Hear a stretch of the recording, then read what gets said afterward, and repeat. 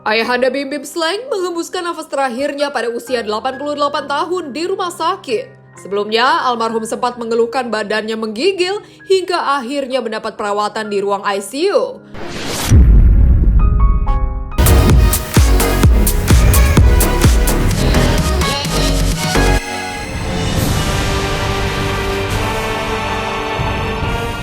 Pemirsa Silet RCTI, kabar duka hadir dari Bim Bim, salah satu personil band Slank dan keluarga. Senin 4 Maret 2024 kemarin, sang ayahanda Siddhartha Manghurudin Sumarno dipanggil selamanya ke pangkuan Sang Pencipta.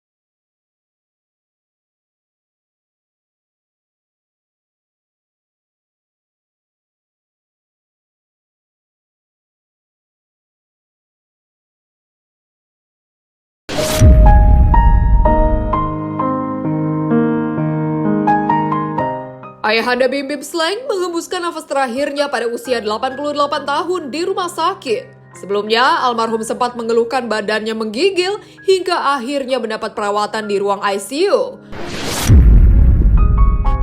Bim Bim menuturkan dokter sempat mengecek kondisi sang ayah dan terdeteksi adanya masalah infeksi paru-paru sehingga harus dibuatkan jalur udara juga untuk asupan makanan.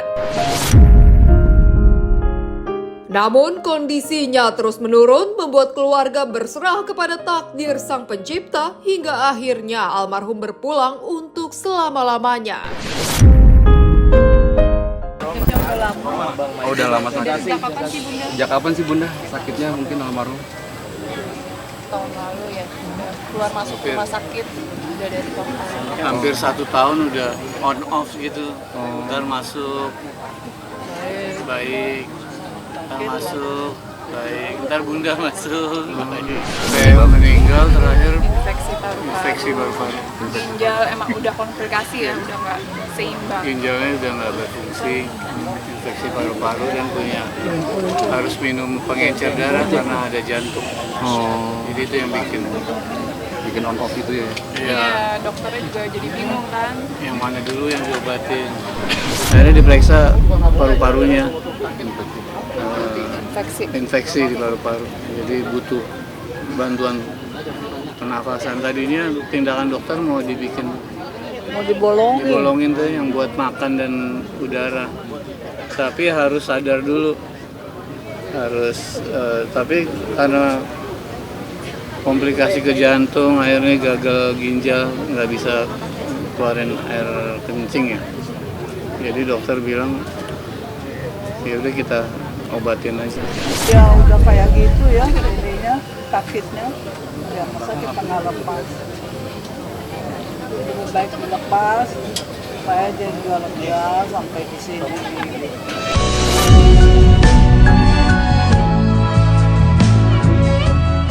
Sebagai seorang anak, tentu Bim Bim memiliki begitu banyak kenangan bersama ayahanda tercinta. Almarhum semasa hidupnya bersama Bunda Yvette memiliki kontribusi besar bagi grup band Slank sejak awal merintis karir hingga kini menjadi salah satu legenda di dunia musik tanah air. Saat konser 40 tahun Slank digelar beberapa waktu lalu pun, almarhum masih menyempatkan waktunya untuk hadir. Ia bahkan ikut berdesak-desakan di depan panggung menyaksikan aksi Bim Bim dan kawan-kawan. Tiba-tiba kita nontonnya di backstage atau nggak di pinggir panggung, di tengah-tengah di antara penonton, di antara flankers. Nanti kita pas mau selesai nyariin mana nih papa. Pernah suatu saat nggak ngomong nggak apa, tiba-tiba slankers, aku ketemu Pak Sidarto jatuh ke selokan. Jadi dibantuin slankers karena dia nggak bilang nggak apa, nonton di Ancol, nonton paling belakang, kedorong-kedorong. Dari awal album, orang pertama yang kita dengerin lagu Slank kalau jadi untuk jadi bahan buat bahan wawasan bokap.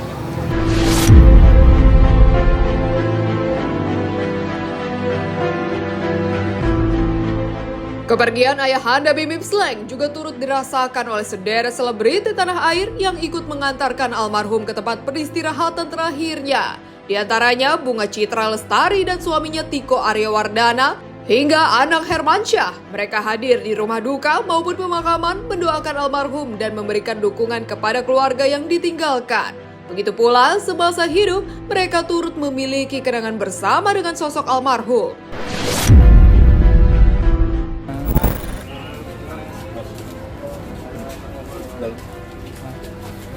Bangga maupun dari manajemen Slank sedikit menceritakan bahwa Pak Sidarto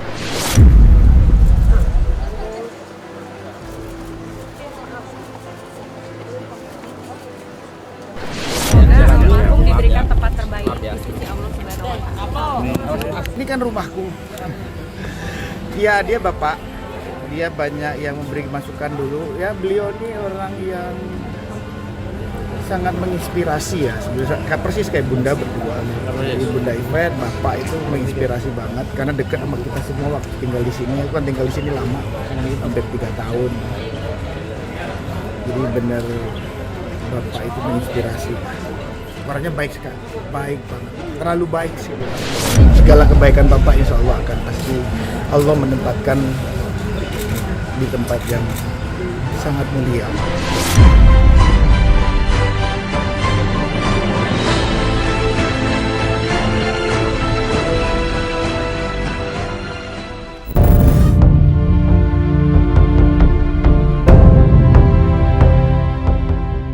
Di lain kisah, perasaan haru menyelimuti Pipik Dian Irawati atau yang akrab disapa Umi Pipik saat berziarah ke makam almarhum Ustadz Jeffrey Al-Bukhari kemarin. Bersama dengan jamaah dari majelis yang didirikan UJ, mereka melantunkan doa-doa di pusara almarhum jelang bulan suci Ramadan tiba. Di momen tersebut, tampak Umi Pipik tak kuasa menahan air matanya. Meski sudah berpisah sekian lama, namun setiap kali berziarah, Umi Pipik mengingat kembali semua kebaikan almarhum suami